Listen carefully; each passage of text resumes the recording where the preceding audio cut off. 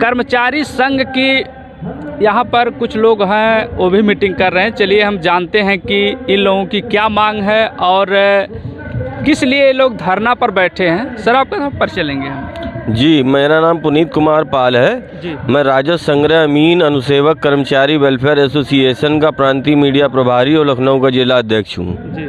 हमारी जो कर्मचारी भाई हैं उसमें 2361 अमीन और 152 अनुसेवक विनियमितीकरण के लिए अभी शेष हैं, जिनका विनियमितीकरण होना है, जिनकी पात्रता पूरी हो गई है।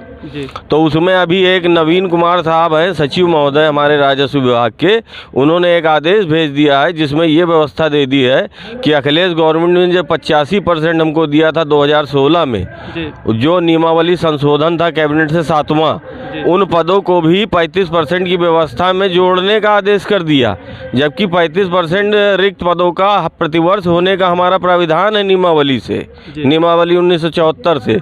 तो अब हर जिले से एडीएम और सीआरए ये रिपोर्ट दे देते हैं कोर्टों में कि साहब इनके पद तो कोटा 35% पहले से ओवर चल रहा है।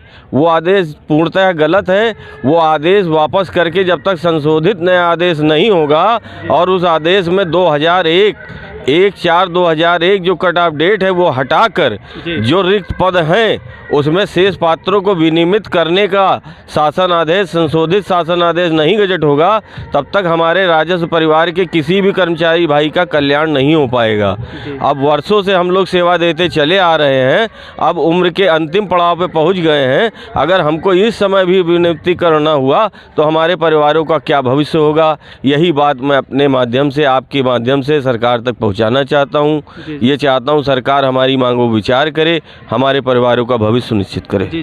क्या लगता है सर, जो आप लोग धरना पर बैठे हैं, आपकी मांग पूरा एक मेन जो है मांग है वो 2001 को जो जबरदस्ती जैसे पद भी खाली हैं और बता दिया था कि आप 2001 के हैं, एक कट ऑफ डेट जो है उसको लगा कर कि आप चंद्रपाल का एक जियो है उसके वजह से हम लोगों को हटा दिया जाता है और उससे जो ग्रेडेशन में नीचे है उसको उठाकर ऊपर कर दिया जाता है। ये तो लखनऊ जनपद की मेन समस्या है। तो क्या लगता है सर, नियुक्ति आप लोगों की हो जाएगी? अब तो कई साल बीत गए हैं। अब हम लोग रिटायरमेंट के लमसम पहुंच गए, हम लोग उम्र खत्म हो गई। जी।